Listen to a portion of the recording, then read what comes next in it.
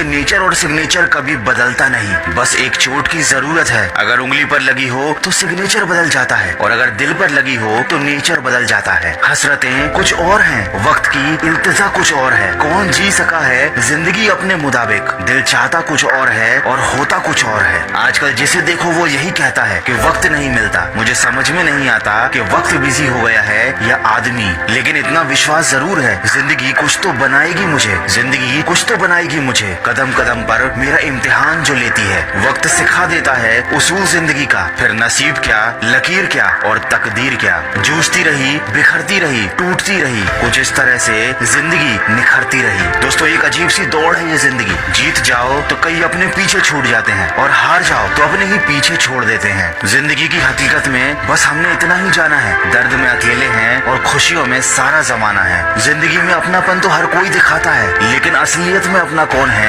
ये सिर्फ वक्त ही बताता है। कल रात जिंदगी मेरे सपने में आई और कहा, कब तक चलेगा किसी और के पीछे, अब तो खुद का पीछा करना सीख ले। दोस्तों, जब तक हम ये जान पाते हैं कि जिंदगी क्या है, तब तक आधी जिंदगी खत्म हो चुकी होती है। इसीलिए तो कहते हैं मुस्कुराओ क्या गम है, जिंदगी में परेशानी किसको कम है, अच्छा या बुरा तो केवल मन का भ्रम है। जिंदगी का नाम ही कभी खुशी कभी गम है, गैर मुकम्मल सी है ये जिंदगी और वक्त की बेहताशा रफ्तार है। रात एक आई, नींद आई, ख्वाब सैकड़ा, दर्द हजार, फिर भी जिंदगी मजेदार है। जितने दिन तुमने जिंदगी को खुलकर जी लिया वही आपके दिन है, बाकी तो कैलेंडर की तारीखें हैं। क्योंकि जिंदगी तस्वीर भी है और तकदीर भी, फर्क सिर्फ रंगों का है। मनचाहे रंगों से बने तो तस्वीर, अनजाने रंगों से बने तो तकदीर। कोई खुशी की चाह में रोता है, कोई दुखों की पनाह में रोता है। एक अजीब सिलसिला है जिंदगी का, कोई भरोसे के लिए रोया तो कोई भरोसा करके रोता है। इसीलिए कुछ इस तरह से मैंने अपनी जिंदगी आसान बना ली, किसी को माफ कर दिया और किसी से माफी मांग ली।